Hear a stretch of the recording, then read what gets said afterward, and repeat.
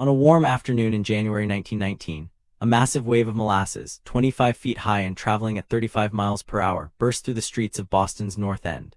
The date was January 15th, and a strange calm had settled over the city, with temperatures reaching an unseasonable 40 degrees Fahrenheit.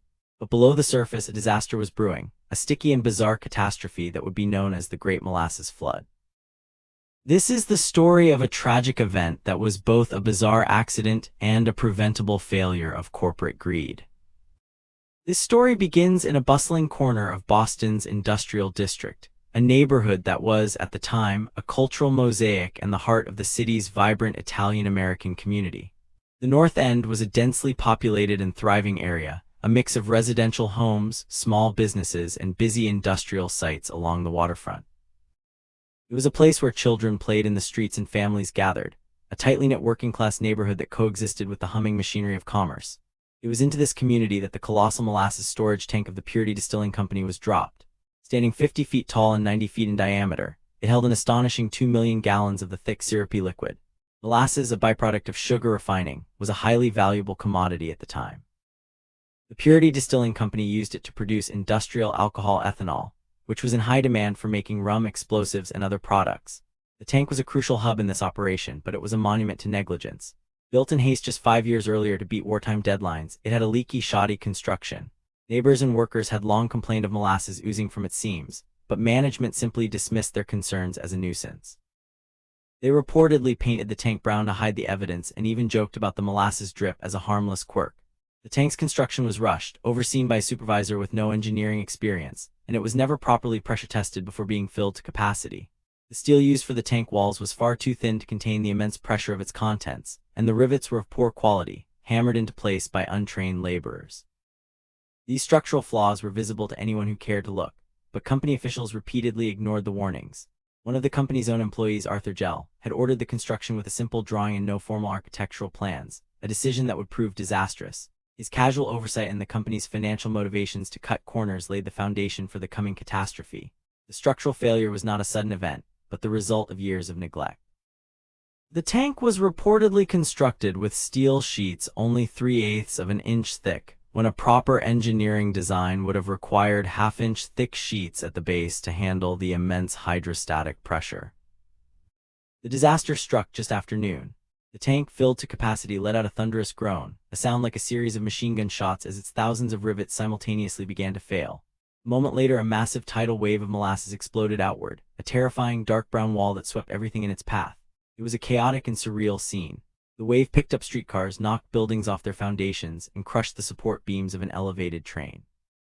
A firehouse was washed away, a horse stable collapsed, and an entire city block was submerged in the sticky, sweet goo. People and animals caught in the deluge were helpless, as the molasses was thick and heavy like a liquid cement. The wave's immense force was followed by a viscous grip.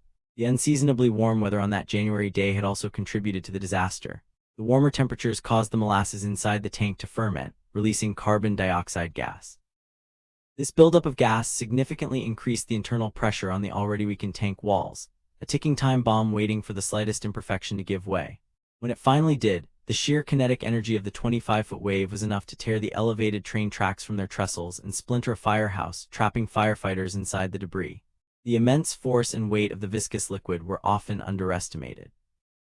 A contemporary report in the Boston Globe described the wave as a brown flood, roaring, seething, and destroying, with a physical presence far more destructive than mere water. A witness, Pasquale Iantosca, recounted seeing the terrifying spectacle. The whole street was a rushing river of brown molasses, and there were people, horses, and wagons caught up in it. The initial impact was so severe that some victims died from being struck by the debris before the molasses even had a chance to suffocate or drown them. The torrent of molasses, estimated to weigh 13,000 tons, was so heavy and so fast that it acted like a wrecking ball, flattening everything in its path. Witnesses reported hearing what sounded like a series of explosions before the roar of the wave itself, as the steel plates of the tank ripped apart under pressure. Rescue efforts were a nightmare. First responders arrived to a scene of total devastation, but the molasses made every step difficult and every rescue attempt perilous. The rescuers themselves were often trapped in the sticky substance, making it impossible to reach victims buried in the rubble. One rescuer described the scene as being like trying to wade through a thick, living glue. It took days to dig through the wreckage and locate the dead and injured. In the end, 21 people lost their lives and another 150 were injured. The cleanup was even more arduous. Saltwater from a nearby fireboat station was used to hose down the streets, but the molasses seeped into every crack and crevice, making the pavement slippery and dangerous for months. The sticky residue was a major impediment to the city for weeks. It clung to buildings, coated vehicles, and even seeped into the city's sewer system, causing blockages and further chaos. City workers and volunteers labored for weeks, using steam from fire engines and seawater from a harbor tugboat to wash away the stubborn goo. The molasses mixed with dirt and grime became a thick brown sludge that took on the texture of a tar pit, trapping debris and making an already horrific scene even more nightmarish. The sheer volume of the molasses, combined with its high viscosity and the cold January air, which caused it to thicken further, made the cleanup an unprecedented challenge. For months, the city struggled to recover, and the disaster left an indelible mark on the North End. For years afterward, on hot summer days, the smell of molasses would waft through the streets of the North End, a haunting reminder of the tragedy. The Great Molasses Flood was one of the first major court cases in American history where a corporation was held liable for a disaster. The Purity Distilling Company argued that the tank had burst due to an act of God, a natural and unforeseeable event, thereby absolving them of any responsibility. They claimed that the unseasonable temperature had caused the molasses to ferment, and therefore the disaster was not their fault. However, a 3-year-long investigation and a lengthy trial proved otherwise. The court case became a battle of expert witnesses, as the victims' lawyers meticulously built a case against the company's negligence.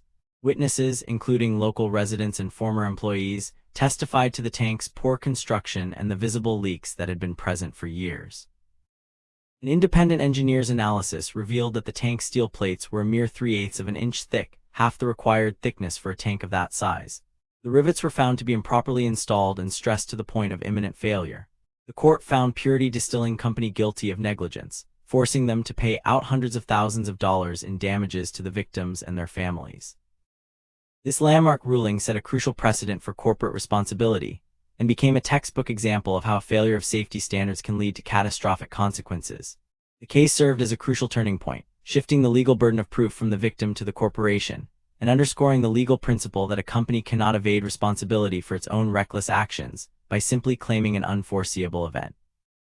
The court's decision sent a clear message that a company's duty to its community extended beyond mere profit. Today, the site of the Great Molasses Flood is almost unrecognizable. The once bustling industrial block has been redeveloped into a recreational park and the home of a modern athletic facility. The original elevated train tracks have been replaced by the Rose Fitzgerald Kennedy Greenway, a linear park that runs through the city. While no visible trace of the flood remains on the surface, a small commemorative plaque stands on the site, a subtle reminder of the forgotten tragedy. The plaque, installed in 2019 to mark the disaster's centenary, is located near the entrance of the park and reads, "On January 15, 1919, a molasses tank at this site burst, killing 21 and injuring 150. A wave of molasses swept through the streets of the North End, destroying buildings and leaving a legacy of sadness and change." The area's history is now a part of the city's lore, a bizarre and cautionary tale that lives on in books and local memory, serving as a reminder of the human cost of corporate carelessness.